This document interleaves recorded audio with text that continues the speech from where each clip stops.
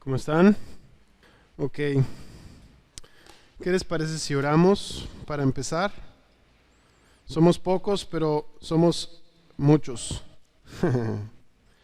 Te pido que si estás un poquito más atrás, si estás solo, siéntate con alguien más. Esa es mi única petición, por favor. Si estás solo, por lo menos con alguien más. No seas el raro que te quedes solo. ¿Sale? Ok. Vamos a orar.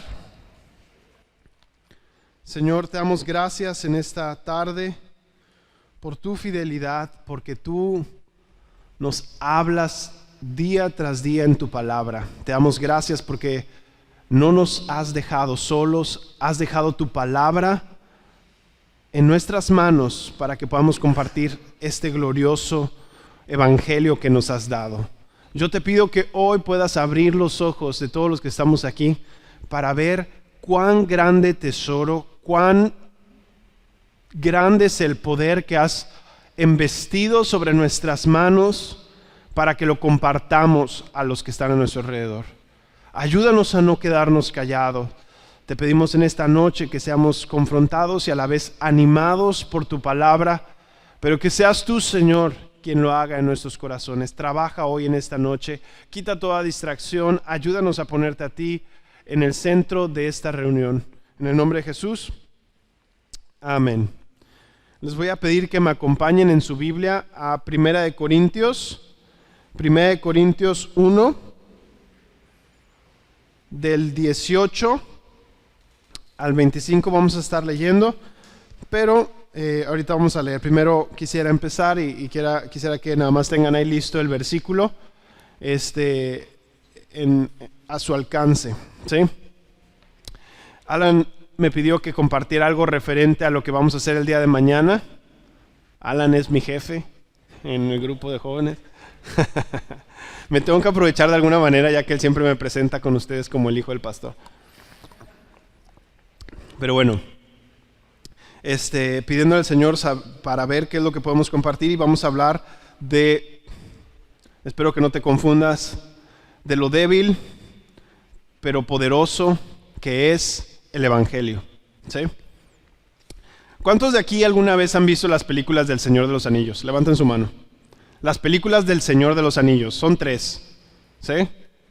La Comunidad del Anillo, El Retorno del Rey, ¿no? Bueno, bien poquitos. A ver, levántenla bien en alto para saber si la viste o no, para saber si hay referencia. ¿En serio? Chale. Bueno. No, ya me voy a bajar porque no. A mí me gustan mucho estas películas en particular, y para aquellos que no han visto las películas, anticipé ese momento. Sí, estas películas están basadas en una serie de libros escritos por J.R.R. Tolkien, que es un británico que escribió acerca de mucha fantasía, y él creó un mundo increíble en el cual muchos hasta la fecha están fascinados con este mundo del Señor de los Anillos. Hay gente que se aprende el idioma que él creó, el abecedario que él creó para ciertas razas de sus libros. O sea, el cuate se voló bien lejos y tuvo una gran base de fanáticos de estos libros, ¿sí? Lo interesante de esta historia, los que la han visto y los que no, déjame te la describo. Lo interesante de esta historia es que dentro de todo el drama que él desarrolla en esta serie de libros, él pone en el centro, en el papel principal, a uno de los personajes más débiles y frágiles de todo el universo que él crea. Así como Stan Lee creó el universo Marvel, así creó su propio universo, y él utilizó al personaje, por así decirlo, más débil. Él creó en sus libros muchas razas, diferentes razas con diferentes habilidades, unas más inteligentes que otras, unas más fuertes que otras, unas con ejércitos más grandes que otros, ¿sí? Y si tú llegas a ver la película, llega a haber puntos donde el personaje principal se vuelve algo frustrante, porque dices, ¿cómo desearía que pudiera ser más fuerte y atravesar ese simple valle en lugar de estar escondiéndote y escabulléndote porque no tienes la fuerza suficiente como para pelear contra unos cuantos orcos, ¿sí? Pero como es débil, tiene que buscar otras alternativas. Va a la ruta más larga, va a la ruta más peligrosa, con tal de que no lo vean. Y uno pone atención y dice, qué inteligente este autor. Digo, este autor es cristiano, para los que no saben. Y yo creo que tiene razón de ser la razón por la cual él puso a un hobbit, que es uno de la raza más débil, a ser el personaje principal. Cuando uno ve esta historia, uno diría que no tiene sentido que alguien así de débil y así de indefenso tenga esta responsabilidad tan grande. ¿Cuál era la responsabilidad de este hobbit? Destruir un anillo. El anillo que tenía el poder para destruir a toda la humanidad, a todos los que estaban ahí. ¿Sí? Entonces le confiere a él esa responsabilidad y cae sobre sus hombros esa responsabilidad. Ahora uno diría, ¿por qué no escogió, déjenme les digo los nombres de las razas, un elfo, que son muy hábiles y diestros para la guerra, son entrenados desde pequeños, algo así como 300, imagínense? ¿Por qué no se lo puso a un enano, que son muy fuertes y que tienen ejércitos muy grandes? ¿Por qué no se lo dio a un humano que tiene la capacidad de tener más destreza que estos hobbits? ¿Sí? Y la razón por la cual pensamos esto en nuestras cabezas cuando vemos este tipo de dramas es porque la debilidad no es algo que uno aprecie, ¿cierto? ¿Tú aprecias la debilidad? ¿La valoras? ¿La estimas? ¿La pones en quiero ser débil? Meta del 2019, quiero ser más débil. ¿Sí? Nadie. No es como que nosotros nos guste escoger por naturaleza la debilidad. No es como que por naturaleza querramos inclinarnos a lo que carece valor o sentido. Cuando juego con mi sobrino videojuegos, cuando juego FIFA con él, curiosamente nunca quiere escoger equipos débiles. Le digo, oye, escoge a la Jaiba o escoge algún equipo de segunda, ¿no? El Eviar. Pero no quiere, ¿saben por qué? Porque a nadie le gusta agarrar el equipo débil, ¿verdad? A nadie le gusta ponerse en el lado del débil. Digo, ¿cuántos fans creen que tenga este personaje, el de Falcon, de los Avengers? Yo me lo imagino a este chavo así como que todos saludándolos en la alfombra roja y él así como, nadie me saluda. Yo salgo también en la película. A mí me dieron el escudo. Y todo el mundo se enojó que Capitán América le haya entregado esta gran responsabilidad. Porque dices, él es débil. Bucky es más fuerte. Dáselo a Bucky. ¿A poco no? ¿Sí me siguen o no me siguen? ¿Sí? Es por esa razón que cuando tú y yo compartimos acerca del Evangelio de Jesús a las personas que no conocen de Dios, parece una locura que les compartamos lo que les estamos compartiendo. Y hoy quiero hablarles de cuán poderoso es el Evangelio, a pesar de lo débil que se ve a los ojos del mundo. Pero ciertamente a los ojos de cualquier persona que Cristo no se le haya revelado, el Evangelio es algo débil, es algo necio, es algo loco. ¿Sí? Ahora sí, acompáñenme a 1 Corintios 1:18, dice, porque la palabra de la cruz es necedad para los que se pierden, pero para nosotros los salvos es poder de Dios. Porque está escrito, destruiré la sabiduría de los sabios y el entendimiento de los inteligentes desecharé. ¿Dónde está el sabio? ¿Dónde el escriba? ¿Dónde el polemista de este siglo? ¿No ha hecho Dios que la sabiduría de este mundo sea necedad? Porque ya que en la sabiduría de Dios el mundo no conoció a Dios por medio de su propia sabiduría, agradó a Dios mediante la necedad de la predicación salvar a los que creen. Porque en verdad los judíos piden señales y los griegos buscan sabiduría, pero nosotros predicamos a Cristo crucificado, piedra de tropiezo para los judíos y necedad para los gentiles. Mas para los llamados, tanto para los judíos como griegos, Cristo es poder de Dios y sabiduría de Dios. Porque la necedad de Dios es más sabia que los hombres y la debilidad de Dios es más fuerte que los hombres. En este pasaje, Pablo se está dirigiendo a unos creyentes que se encuentran en una ciudad que se llama Corinto. Y en Corinto, era una ciudad, por así decirlo, cosmopolita, una ciudad en la cual se hablaba mucho de filosofía, se hablaban mucho de ideas, había muchas modas en su alrededor. Era una ciudad, vamos a compararla como la ciudad de Nueva York, donde si empieza una tendencia, corre a todo Estados Unidos. ¿Sí me entienden? Si algo pega en Nueva York, por lo general va a pegar en todos los Estados Unidos. De la misma manera, Corinto era la ciudad que daba influencia a todas las demás ciudades del mundo antiguo, en el tiempo de Pablo. Y Pablo se dirige a los creyentes, a personas que son creyentes en esa ciudad, para decirles que el evangelio en el cual ellos habían creído, porque les dice que ellos habían creído en esto, era poderoso aunque todo el mundo a su alrededor pensara que no lo era. Y yo creo que tú y yo necesitamos en esta noche recordar esta verdad. Porque muchas veces, creo yo que muchas veces, la opinión del mundo se va haciendo cada vez más y más fuerte en nuestras mentes hasta que se vuelve una forma de pensar en nosotros y decimos, sí, ¿verdad? Como ¿para qué digo esto? Mejor me quedo callado. Como que no tiene tanto sentido. Como que no me lo sé bien y mejor no lo digo. Entonces mejor no comparto acerca de Jesús. Los corintios empezaron a sentir la presión del mundo en cuanto a las ideas y los pensamientos de su tiempo, que dijeron, ¿será que vamos a resucitar? ¿Será que Jesús en verdad murió? Porque la gente empezó a decir, no murió, era un fantasma, o fue esto, fue aquello.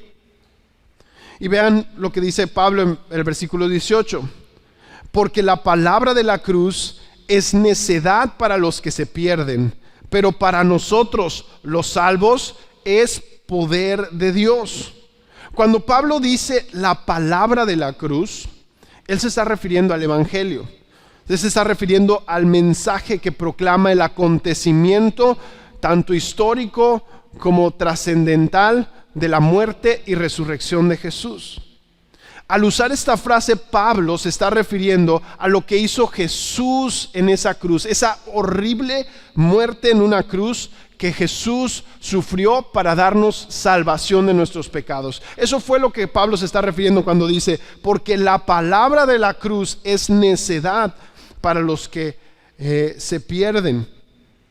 Ahora observen que Pablo está refiriéndose a un solo mensaje, la palabra de la cruz. No dice la palabra de la cruz, la sabiduría de los hombres. Está diciendo la palabra de la cruz es para unos poder de Dios y para otros es necedad. Un solo mensaje, pero diferentes perspectivas. Y de ambas perspectivas tienes que saber que solamente una estaba correcta.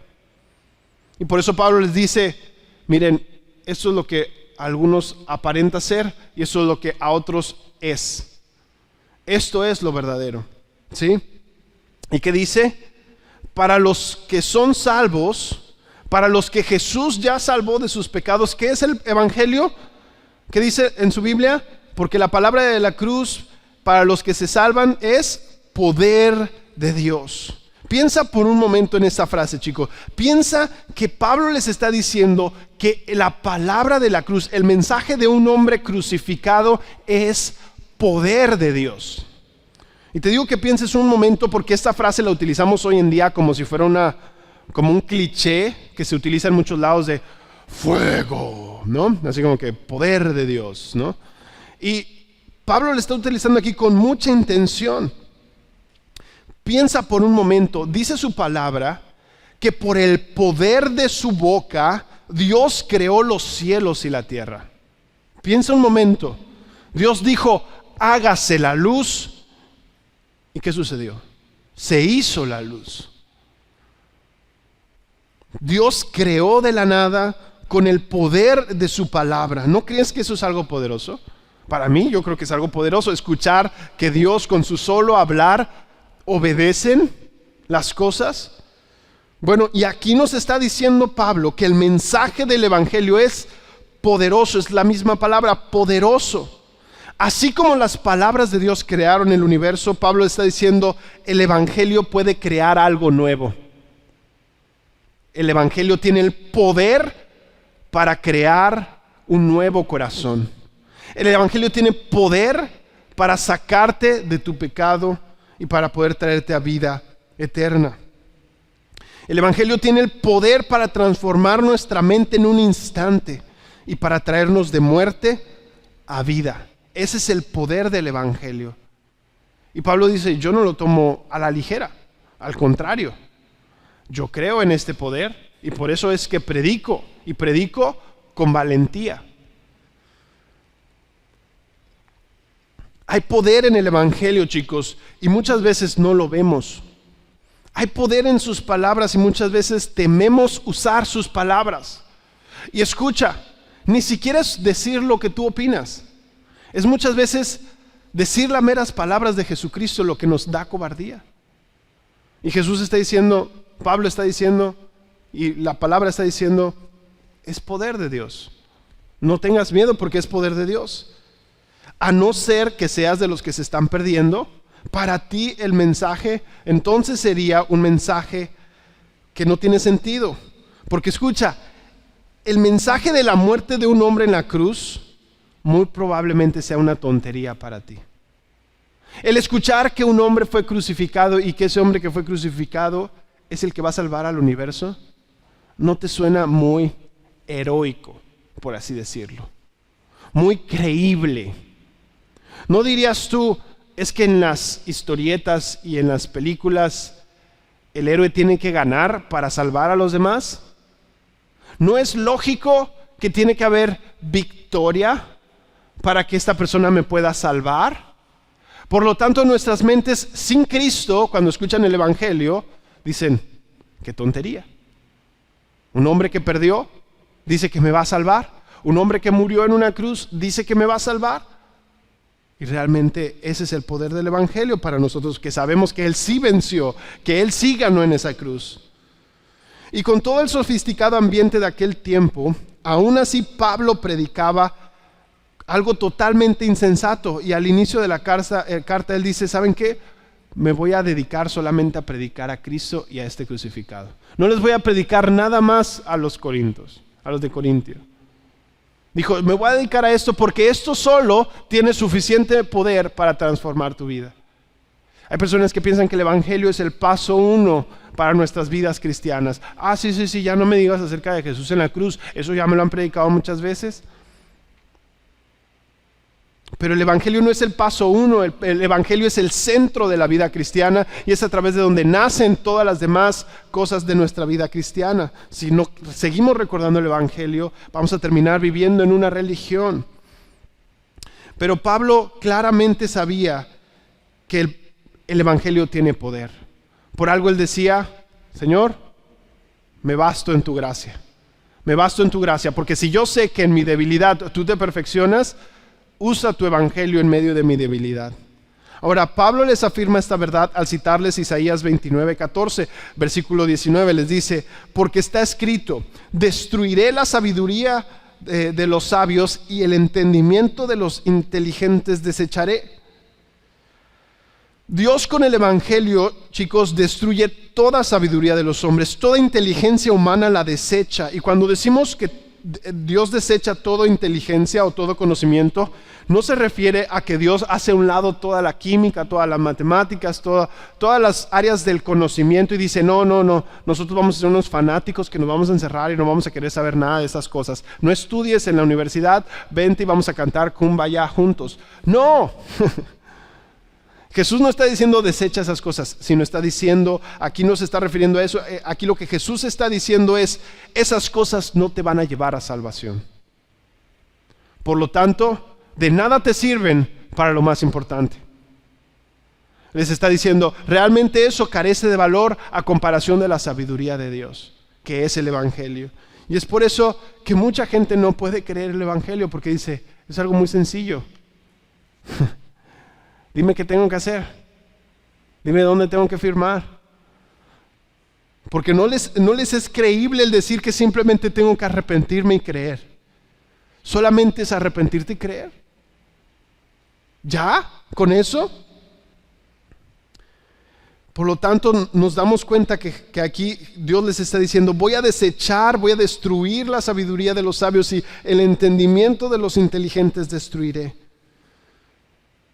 El evangelio no viene por saber más ciencia, chicos. No viene por creer saber más que los demás. La salvación viene por escuchar un mensaje que aparentemente es débil para los demás. De manera más incisiva, Pablo les reitera su idea haciéndoles algunas preguntas retóricas. 1 Corintios 1:20 les dice: a ver, díganme, ¿dónde está el sabio? ¿Dónde el escriba? ¿Dónde el polemista de este siglo?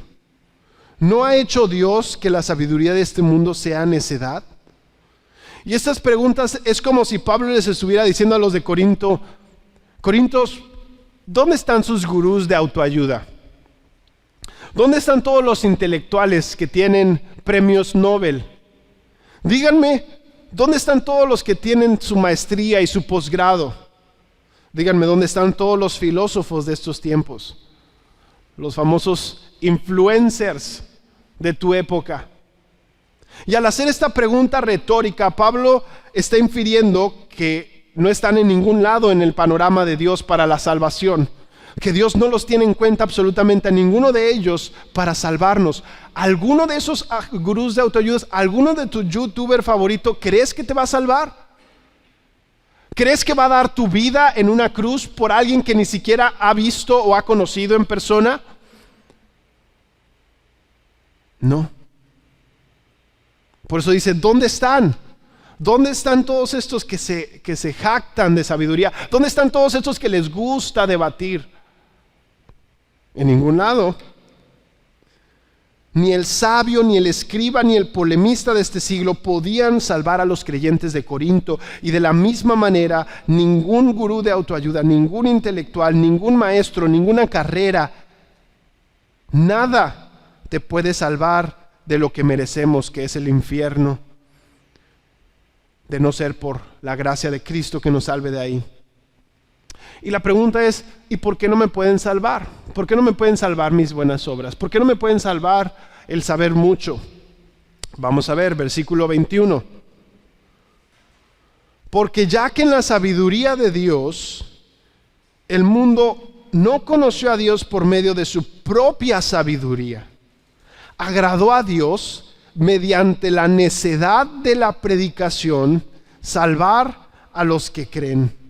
Díganme si no es increíble escuchar esto, porque Dios está diciéndoles ahí: no es como todo el mundo piensa que es. Porque en la sabiduría de Dios, y escucha eso, Dios habla 2 veces acerca de sabiduría en este pasaje, y en uno dice la sabiduría de Dios y la sabiduría de los hombres. Y hay una gran diferencia entre la sabiduría de Dios y la sabiduría de los hombres. Pero dice: porque en la sabiduría de Dios, Dios decidió comunicar su gloriosa obra de redención, de salvación, de cómo nos iba a salvar. ¿A través de quién? De simples mortales como tú y como yo. Dios puso su plan de salvación. Escucha bien esto. El hecho de que alguien pase una eternidad en el infierno, o el hecho de que alguien pase una eternidad en el cielo, Dios le confirió esa responsabilidad al hombre para que hiciera saber el evangelio a los demás acerca de ese destino eterno. Dime si no es una responsabilidad grande. Según nuestra sabiduría, según nuestro conocimiento, tú y yo diríamos que hubiera sido mejor que Dios le hubiera dado esta tarea de la predicación a los ángeles. Dios, encárgalos a ellos. Ellos son más impresionantes que nosotros. Ellos brillan, ellos vuelan, o ellos tienen voz más fuerte. Yo creo que van a ser más convincentes que alguien como yo, que tartamudea cuando ve a alguien que en la plaza le tiene que hablar. Y miren, cada vez que vamos a la plaza, siempre viene el temor de: no, ese me va a rechazar. Y volteas: no, ese también me va a rechazar. No, ese también me va a rechazar. Al final, todos te van a rechazar. Pues entonces dale, compadre, o sea, dale para adelante. A esta persona débil, temerosa, cobarde, a esta persona Dios le confirió esta responsabilidad de hacer saber quién es Él ¿No creen que es algo impresionante que Dios haya puesto esto en nuestras manos? Y yo creo que sí lo es. Dios dejó la tarea de la predicación del Evangelio para vasijas de barro como tú y como yo, a instrumentos imperfectos, o vamos a decirlo, maletas. Pero la razón por la cual Dios escogió a esos instrumentos que somos nosotros para compartir el Evangelio es para que la excelencia del poder de Dios se perfeccione, mostrando que Dios es poderoso para salvar aún con malos instrumentos. Miren, cuando era más joven y jugaba videojuegos, recuerdo que me frustraba cuando tenía un amigo que me decía, era muy bueno jugando en los videojuegos, y decía, mira, ya sé qué voy a hacer. Voy a escoger al peor equipo de o voy a jugar con el peor mono o el peor personaje. Voy a jugar contra ti y aún así te voy a ganar. Y me sentía tan humillado porque si me ganaba. ¿Sí? Llegaba un punto donde se aburría conmigo porque, nunca tuve consolas, por lo tanto no podía ser tan hábil como ellos. Esa es mi excusa. Pero hubo un punto que dijo, ¿sabes qué? Con una mano, ahí va. Esa vez no me ganó, ¿verdad? Obviamente, sí, no estoy tan mal. No me vean con esa cara de, ¿te ganó hasta con una? ¿Estás manco o qué? Pero quiero que observes esto. Dios usa instrumentos tan débiles como tú y como yo para que su evangelio se vea grandísimo y glorioso. Para que digan, no, definitivamente no fuiste tú quien hizo la obra en esa persona. Para que cuando vean a esa persona y digan, solamente pudo haber sido un milagro, solamente pudo haber sido Dios que te transformó. Para que la excelencia de su poder se pueda hacer manifiesta, Dios usa los medios más débiles. Y Dios lo hace durante toda la historia de la Biblia. Tú ves cuando Dios les dice a los ejércitos de Israel, no, ustedes no van a pelear así. Ustedes van a darle vueltas a Jericó. ¿What? ¿Vueltas? Vamos a pelear y no les podemos ganar. O cuando les dice a Gedeón, no te vayas con tantos hombres, nada más vete con 300. Porque hay una historia en la Biblia donde dice que un soldado dice, bueno, vete con todo tu ejército, dice, pero no, nada más quédate con 300. Y eran muchos en desventaja. Y la razón por la cual Dios dice que Él hizo todas esas cosas era para que dijeran, no te jactes de que tú ganaste por tu propia cuenta, por tu poder, sino por mi mano yo te hice ganar. Y lo mismo está haciendo Dios aquí con nosotros en el Evangelio. No se trata de qué tan bueno eres tú o yo en compartir el Evangelio, sino se trata en el mensaje del Evangelio, que el Evangelio en sí mismo tiene poder para salvar. Por lo tanto, no te desanimes, no seas cobarde y di, ¿sabes qué? Voy a hablarlo, porque no está en mí. Está en el mensaje que se me ha puesto en mis manos, el que alguien pueda ser transformado, alguien pueda tener salvación. Nuestra propia sabiduría no es suficiente para que las personas puedan conocer a Dios. Si no, observen a tantas personas que son tan inteligentes como lo son científicos, investigadores, que terminan creyendo que no hay Dios, porque su sabiduría les dice, en conclusión, no hay Dios. Cuando la evidencia del mundo en el que viven les grita otra cosa, ellos dicen, no hay Dios. Cuando ellos llegan a un laberinto sin salida, en su problema matemático, o en su problema químico, o en su problema biológico, y dicen, ¿cómo pudo haber sido esto? Vamos a inventar algo porque yo no sé la respuesta. Vamos a asumir la teoría de él o del cual, para que podamos responder esta pregunta. Pero no podemos decir a ciencia cierta que hay Dios porque eso no, olvídalo. Pero sí puedes decir con facilidad algo que tampoco sabes, como la teoría del Big Bang.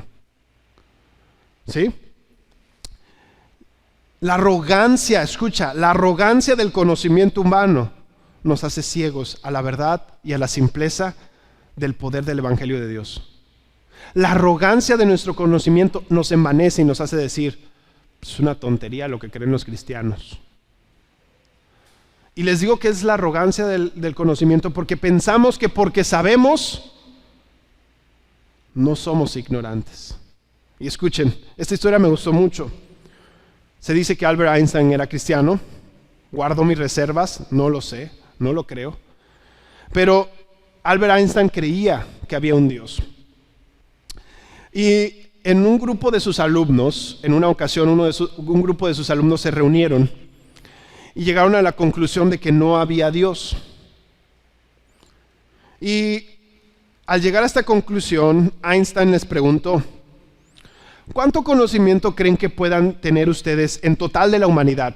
De todo el conocimiento de la humanidad, entre ustedes juntos, que son muy inteligentes, ¿cuánto conocimiento creen que puedan acumular? De toda la humanidad. Y ellos se sentaron, empezaron a dialogar, empezaron, como son muy inteligentes, a sacar probabilidad y estadística, empezaron a decir, y después dijeron, ya se voltean y dicen, creemos que entre todos nosotros contenemos el 5% del conocimiento de toda la humanidad entre nuestros cerebros tan grandiosos y elocuentes. Einstein les expresó que estaban siendo un poco generosos con ellos mismos, pero les contestó, ¿no creen que sea posible que Dios exista en el 95% del conocimiento que ustedes no tienen? Entonces les dijo, ustedes dicen conocer mucho, pero su conocimiento es limitado. Y hay un montón de conocimiento que tú no tienes. Pero tú aseveras algo tajantemente solamente porque el conocimiento te ha cegado. Como dijo Carlos Spurgeon, es certero que un hombre ciego no puede juzgar sobre los colores, así como un sordo no puede juzgar sobre el sonido. De la misma manera, un hombre que está muerto espiritualmente no puede juzgar las cosas espirituales. No puede decir si hay un Dios o no hay un Dios, si no conoce nada de Él. Chicos, no vamos a conocer a Dios mediante la sabiduría humana. Necesitamos que su palabra sea predicada con fidelidad. Su palabra tiene el poder para transformarnos. Y eso es lo asombroso del Evangelio. Que no importa que tengas primero de primaria solamente en tu cinturón o que tengas un doctorado en física cuántica, el Evangelio transforma a ambos de la misma manera, porque el Evangelio tiene ese poder. Así que tenemos que confiar en Él. No es sacando buenas calificaciones, no es siendo muy bueno en tu trabajo que vas a salvar a las personas que están a tu alrededor. Necesitas predicar, necesitas compartir la palabra de la cruz para que las personas puedan tener esa evidencia para que ellos puedan ser transformados. En este pasaje Pablo nos está dejando saber cuán grande privilegio y cuán grande responsabilidad tenemos delante de Dios, tú y yo. Somos responsables de dar a conocer a Dios a través de nuestra predicación, porque muchos cuando escuchan este pasaje dicen, este pasaje es para pastores, porque habla de la predicación. Y Pablo en ningún momento estaba pensando en pastores en este momento. Según la carta tú te puedes dar cuenta y no se está refiriendo a pastores, les está hablando a toda la iglesia y les está diciendo, Dios usa que tú hables a otros del Evangelio, que tú les compartas el Evangelio a otros. La razón por la cual es necedad o locura para el mundo esto es porque el mensaje es uno muy muy sencillo, por lo cual no ven que sea capaz de hacer mucho. Tú ves un mensaje simple y tú dices, como que esa predicación como que estaba muy sencilla, ¿no? Necesitaba que fuera un poco más compleja, así como que más intelectualona, ¿no? O sea, como que me retara más en mi cabeza. Pero no podemos hacer cuando nos dicen, deja de chismear, si esa es la predicación y se acabó, amén, cerramos el libro, nos vamos, deja de chismear. A ver, ¿verdad que no podemos? Ven que suena tan sencilla la palabra de Dios, pero ya cuando vemos el poder que tiene, decimos, órale, no es tan fácil como parece, o es mucho más profundo de lo que yo pensaba que era. Es por eso que la palabra es suficiente. En este pasaje Pablo nos está dejando que nos demos cuenta de que el Evangelio solo puede hacer el trabajo. Y Él puede hacer más de lo que imaginamos. Y chicos, la predicación, como les dije, no tiene nada que ver con la entrega de un sermón. Dios nos llama a todos a compartir. Los que somos creyentes aceptamos que el contenido de este libro es suficiente para traer a alguien de muerte a vida. Los incrédulos, los que no conocen, en cambio, rechazan esta sabiduría y la llaman tonterías, insensatez. Siempre que te sientas torpe, siempre cuando te sientas incapaz de compartir el evangelio, si tú mañana vas a la plaza con nosotros a compartir el evangelio, recuerda este versículo, recuerda estas palabras: agradó a Dios salvar mediante la necedad de la predicación. Recuerda estas palabras: a Dios le agradó. Dios dijo, like, me gusta, lo comparto. Dios no se lo reservó, sino dijo, agradó, a Dios le gustó la idea de decir, sí, voy a usar a estos instrumentos imperfectos para que mi gloria sea grande. A Dios le agradó. Por lo tanto, cuando tengas miedo, recuerda, a Dios le agradó la idea de que yo estuviera aquí compartiendo el evangelio. Ahora, ¿por qué el mundo ve el evangelio como algo insensato, como algo tonto? Acompáñame al versículo 22. Dice, porque en verdad los judíos piden señales y los griegos buscan sabiduría.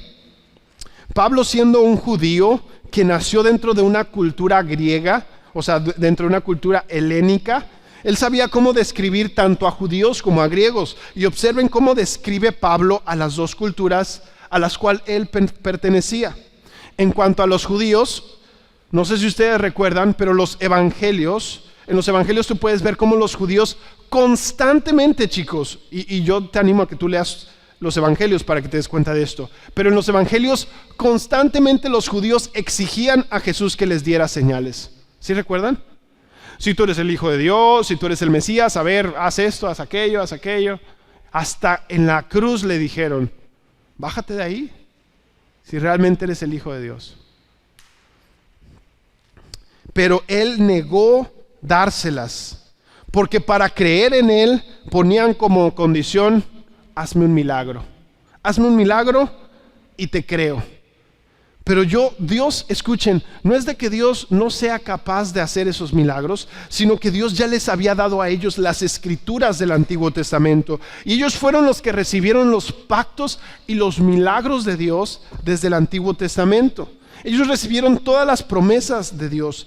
Y cuando Jesús vino, cuando Jesús les mostró claramente que Él era el Mesías, porque estaba cumpliendo todas las profecías de la ley, las cuales ellos habían recibido, ¿sí? Ellos habían recibido las promesas de cómo iba a ser el Mesías que habría de venir. Y ellos no fueron lo suficientemente humildes para decir, a ver qué dice. Sí, se cumple. Jesús está cumpliendo todas las profecías. Él es el Hijo de Dios. No, al contrario, no quisieron creer en Él. Se opusieron a Él. Por eso dice que en verdad los judíos piden señales, por eso no creen en el evangelio, porque ellos siguen deseando señales. ¿Y qué pasa con los griegos? Ellos buscan sabiduría, en el versículo 22 ahí está. Y en cuanto a los griegos que buscaban sabiduría, todos sabemos de esto, eso es de conocimiento general. La cultura griega está llena de filosofía. Si tú llevaste filosofía o si vas a llevar filosofía, te aseguro que vas a ver por lo menos a un personaje de la cultura griega. Todos ellos estaban obsesionados con saber el propósito por el cual estaban aquí, y a eso lo trataron de resolver a través de la razón. Ellos dijeron, preguntándonos, vamos a resolver todos los problemas. Usando nuestro razonamiento y nuestra lógica, vamos a resolver todas las cosas. Y ellos eran intensos en buscar estas respuestas. Pero esta sabiduría no les llevó muy lejos, porque su sabiduría y las señales de los judíos eran sus dioses. Por eso ellos no podían creer en el evangelio. Por eso ellos no creían en el evangelio, porque ellos veían el evangelio y decían, eso es demasiado sencillo. Eso no. Yo quiero señales. Mientras que los griegos decían, a mí explícamelo. A mí explícamelo y házmelo más complejo para que yo te lo pueda creer. Y no podían adorar a un Dios, mucho menos que se humilló para salvarnos. Eso iba totalmente en contra de lo que ellos adoraban.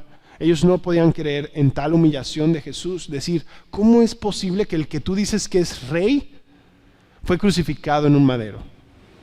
¿Cómo es posible que el que dices que formó la tierra con su voz y que sostiene el universo con su voz está ahí colgado y no puede hacer nada? ¿Cómo es posible? Explícamelo, ¿cómo es posible? Y la explicación es el Evangelio, pero no es creíble para ellos. Pero, y los peros siempre son importantes en la Biblia. Ve al versículo 23. Pero nosotros predicamos a Cristo crucificado, piedra de tropiezo para los judíos y necedad para los gentiles. A pesar que los estudios de mercado y nuestra cultura digan que lo que necesita nuestra sociedad es divertirse más o entretenerse más, nosotros no nos debe de preocupar qué es lo que busca o lo que pide nuestra sociedad en la que vivimos. Como dice este versículo, los judíos piden y los griegos buscan. Pero a ti y a mí no nos tiene que importar qué es lo que pide la gente, qué es lo que busca la gente. Nos tiene que preocupar solamente, nos tiene que ocupar, más bien dicho, solamente predicar fielmente a Cristo crucificado. A pesar de que esto sea piedra de tropiezo y necedad para el mundo. Y verán, chicos, la predicación de Cristo crucificado era una piedra de tropiezo para los judíos, porque la palabra en sí que está utilizando aquí Pablo es una provocación intencional para los judíos.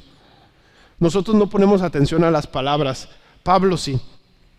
Pablo dice predicando a Cristo crucificado. No es accidente que él haya juntado Cristo y crucificado, porque para los judíos Cristo, la palabra de Cristo, el Mesías, era la imagen y la idea de alguien que viene con poder para salvarlos.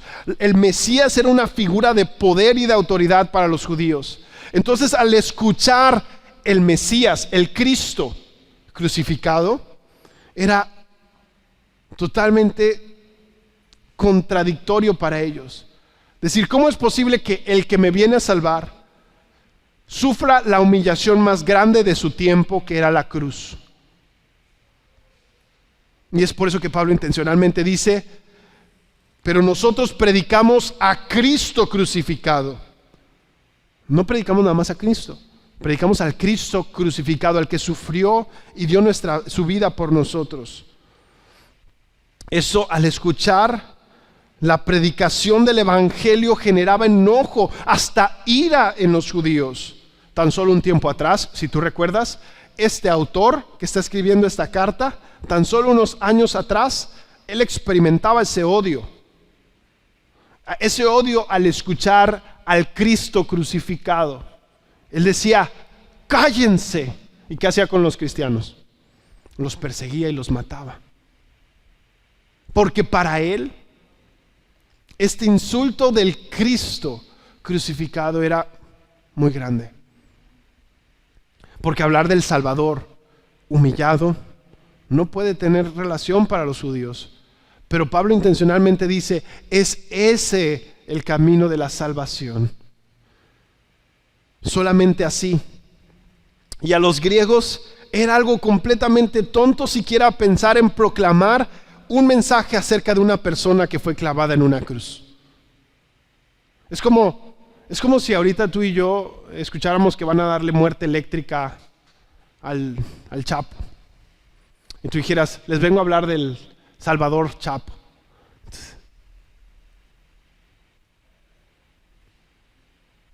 Murió de una manera muy cruel. ¿Qué es eso? Para las personas de su tiempo, escuchar un hombre crucificado, ¿me estás hablando de un hombre crucificado que puede salvarme de la eternidad y del juicio de Dios? Las personas no podían creerlo, sobre todo los griegos, porque para ellos era algo ridículo que un hombre condenado a morir en esas circunstancias, como un esclavo o como un criminal en una cruz, era Señor y Salvador de la humanidad. No tenía para ellos mente para poder pensar en esto. Y a simple vista podríamos estar de acuerdo con ellos. Decir, bueno, a simple vista, pues suena como que todo lo que estás diciendo, pues así se ve. Pero tú y yo sabemos que ese hombre que murió en aparente debilidad, en realidad estaba venciendo. Y estaba venciendo un enemigo mucho más grande que un imperio romano. Y estaba venciendo de la manera más poco ortodoxa que tú y yo nos podemos imaginar, perdiendo, muriendo en la cruz, dando su vida. Él dando su vida. Dice la Biblia que nadie se la quitó, Él mismo la dio. Él utiliza este camino de la muerte a través de una cruz porque sabía que era el único camino para nuestra salvación. Todos los demás caminos nos llevaban a la destrucción. Si Él decidía juzgar, todos hubiéramos estado aniquilados. No estaríamos aquí.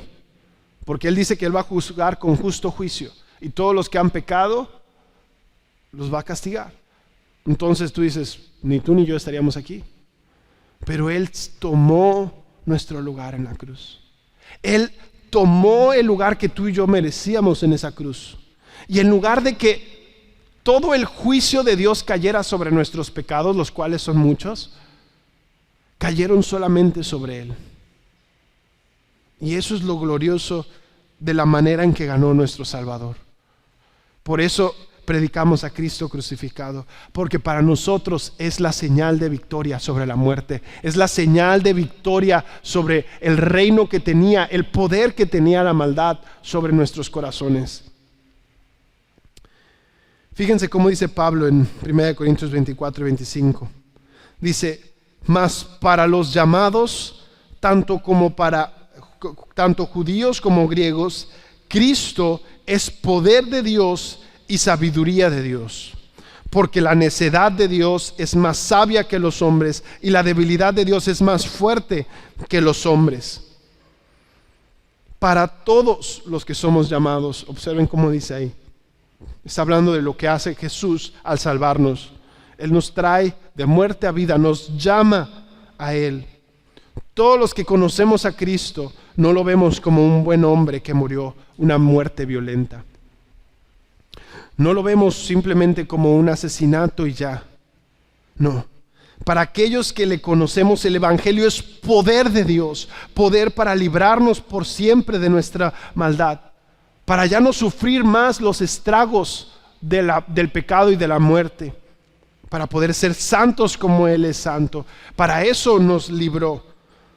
Poder para poder proclamar su Evangelio a otros, para que crean que ese hombre que estaba colgado en el madero no era solamente un hombre, sino que también era Dios en forma de hombre, Dios encarnado.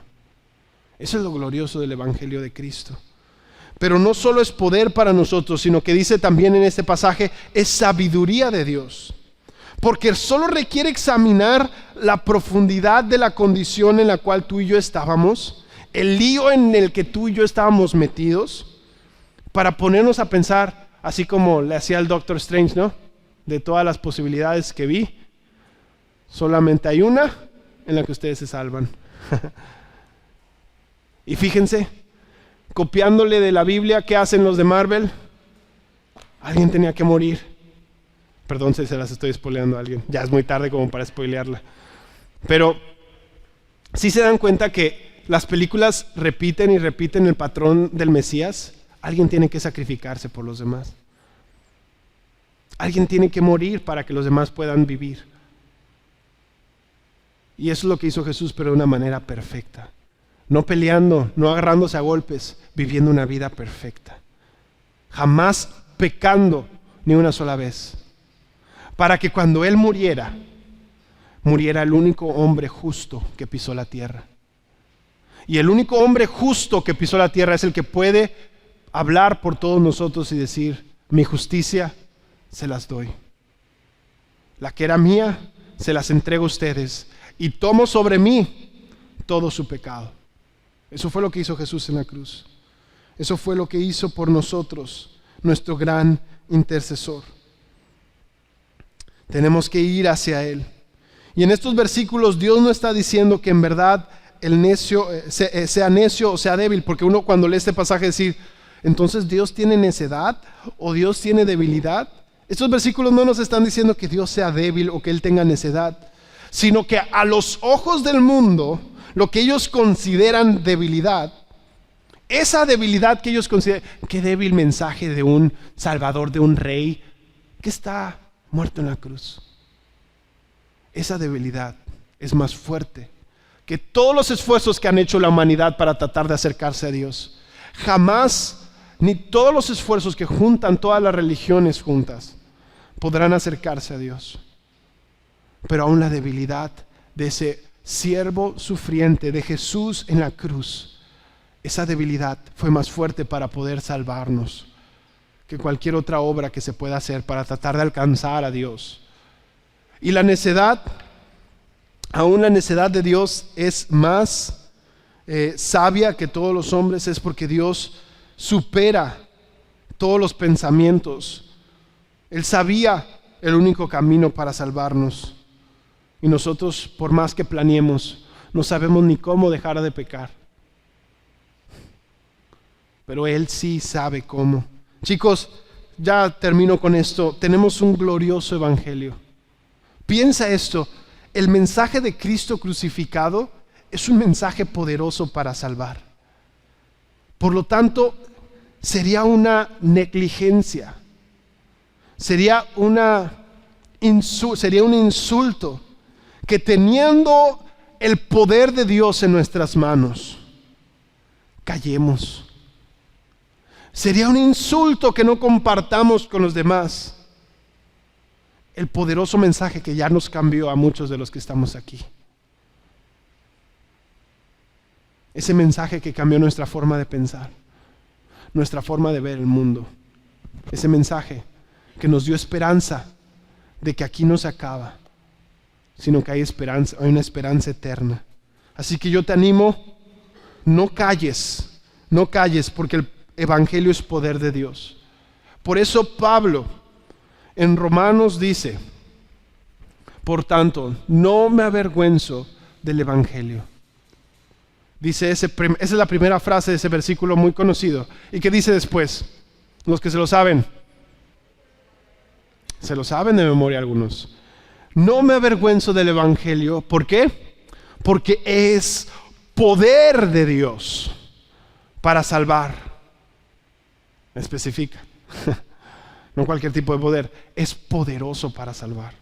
Así que dejemos nuestras maquinaciones y nuestras formas de decir, es que yo comparto así siendo bien buena gente, sonriéndole a los demás, siendo buena onda con todo el mundo. Así no le estás compartiendo a nadie. El evangelio es el que tiene poder para salvar. El evangelio en sí mismo tiene el poder para transformar nuestras vidas. Por lo tanto, compartámoslo. No nos quedemos callados y pidámosle a Dios que nos ayude a poder compartirlo. Vamos a orar para terminar. Señor, te damos gracias porque no nos diste una herramienta débil. No nos diste un arma frágil. Nos diste tus palabras.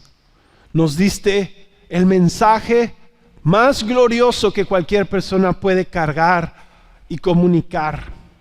El mensaje de ti mismo, crucificado, resucitado, que estás intercediendo por nosotros.